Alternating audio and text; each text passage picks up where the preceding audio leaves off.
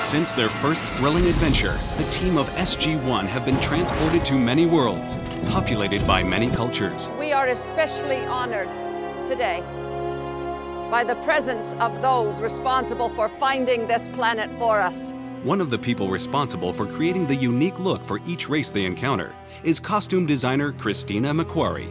Most of these people that we're doing the costumes for, they are displaced humans that have been taken to these planets by these alien ghouls, and so the idea is that they have evolved in a different way. They're ancient cultures that have been taken to another world, and then they evolve in a somewhat different way from, what we expect, and so that's where we have to sort of find twists on the actual historical, basis.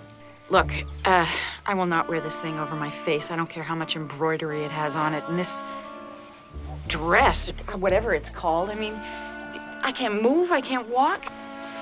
It kind of works for me. I don't think there's any one particular way of going about it, and each script gives you sort of things to kind of take off from. But there is a historical base because we've done Egyptian and Roman, and we did a Mongolian one, but you sort of take elements of that and sort of work it in a different way, sort of in an unexpected way. And we've often thrown in elements from other cultures as well. And, somehow you come up with a rather strange mix, which so far has worked. People, let's go, let's move! McQuarrie's talents were put to the test from the very beginning. In the 2-hour pilot, she had to clothe hundreds of characters, including human slaves held captive by the Goa'uld. This was a character called Share from our pilot. And the inspiration for most of this came from sort of Egyptian mythology. Share? Behold! Your queen.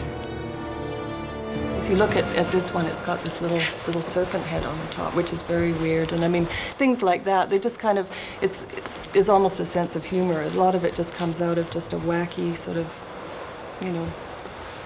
ideas that come as you keep working on it. This was one of our Goa'ulds. And these were kind of the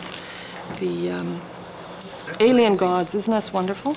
And again, we sort of used a lot of very different fabrics and very modern fabrics in sort of this historical bent. I guess it's about the only way we can say it. And then lots of elaborate trims and chains, like this is sort of weird, funky, modern chain. And the combination seemed to work and give it sort of an otherworldly appearance.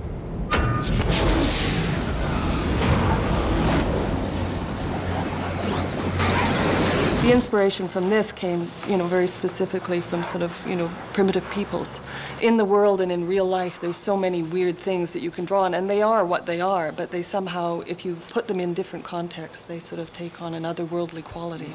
In television, time is of the essence, and McQuarrie's department must always stay one step ahead, especially when creating brand new styles. They try and, give us scripts, a few weeks in advance, because it certainly takes a certain amount of thought and preparation. But, yeah, sometimes it comes on you fairly quickly, and you've just got to, we basically do these in 7 days. So it's fast, very, very fast. I am Cynthia. Welcome to our village. Thank you. And of course, it's very much based on what the art department is doing in terms of their, their sets. I mean, that certainly influences us as well. It's very much a team effort.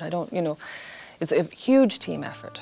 In retrospect, the number of costumes McQuarrie and her staff have had to create for this series is staggering. I don't think I could put a number to it. In the pilot, we did probably hundreds. I mean, there was a lot in that one. And, in the episodic, it reduces. I mean, we haven't done, quite as many per show, but over the course of the series, it's going to be thousands.